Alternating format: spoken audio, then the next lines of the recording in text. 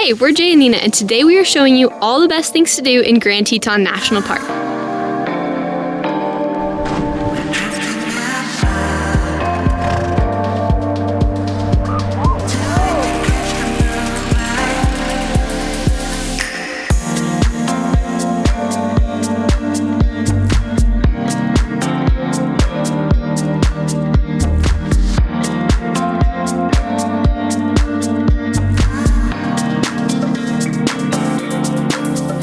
When we moved here, we wondered what are the best spots, and we're gonna make the video for you that we wish we had when we first moved here. If you want more information about any of these places, we will leave links down in the description of specific videos and blog posts we've made about all of these different spots. Okay, let's get into it. These are the best spots in Grand Teton National Park that you can drive to. We made an entire video of a Grand Teton National Park driving tour, and I highly recommend if you want to see more about these spots and how long it takes to drive all of them in one day, you can check that video out right up here. First up is Schwabacher Landing. Schwabacher Landing is one of the most famous photo spots in all of Grand Teton National Park because in the morning for sunrise, you can see the reflection of the Tetons in the river right there. It's absolutely stunning. Next up is the Mormon Row District. That's where we're standing right now. It is full of abandoned barns and buildings that have been here since the original settlers came in the 1890s. One of our personal favorites is Jackson Lake Lodge, mostly because it caught us so off guard the first time we walked in. The views of Mount Moran through the giant windows are stunning, and it's an amazing place to stop and get lunch with an incredibly scenic view. Those are definitely our top 3 driving spots, but if you want to see even more, again, check out that driving tour video because there's so much more to see in the park if you want to drive through it in a day. Next up is our favorite way to see the park. These are the best day hikes. If you're looking for more information about any of these hikes, we have individual videos about each one of them, all linked down in the description. Delta Lake is one of the most famous because it has that teal blue alpine lake. Now, this hike is a trek to get to, and part of it runs on an unmanicured, ungroomed trail. This trail is known to have bears, especially early in the morning, so make sure to bring your bear spray. Next up is the cliff jump at Phelps Lake.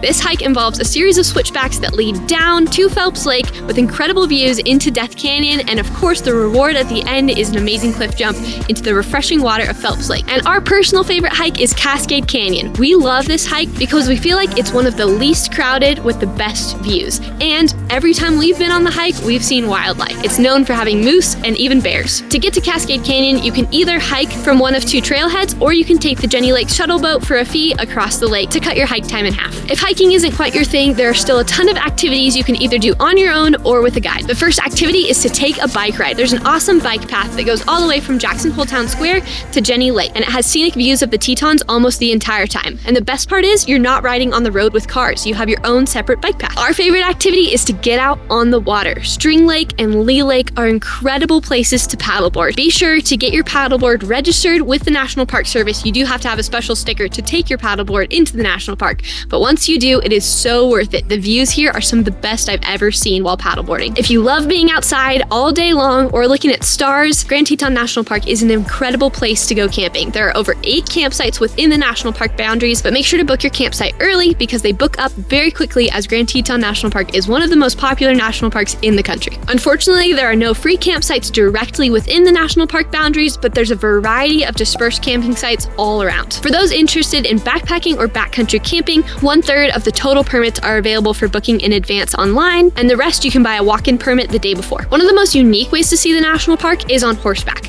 We did a tour through Jackson Lake Lodge earlier this summer and had a great time. They also offer tours at Coulter Bay and in the surrounding area. It's only a matter of time before you see all the wildlife safari vehicles driving around Grand Teton National Park. While you definitely have a chance of seeing wildlife on your own, going with an expert guide increases your chances of seeing wildlife, and they're able to educate you and teach you all about the greater Yellowstone ecosystem. Since Wyoming remains the U.S.'s least populated state, it's no surprise that stargazing here is incredible because of the lack of light pollution. But if you don't know how to do it on your own and don't want to pay for a guide, Wyoming Stargazing puts on free public events every week. For anyone looking for something a little bit more intense and in the backcountry, we recommend trying out the Teton Crest Trail or climbing the Grand Teton. You can get guides for both of these from XM Guides. We hope this video saved you some time and research, and we hope you learned something about this incredible national park. Don't forget to check out all those helpful links down in the description. We have put a lot of work into compiling everything we know for you guys. If you enjoyed this video or found anything helpful, please hit that like and subscribe button so we can keep making content like this. As always, thank you for watching, and we will see you next time.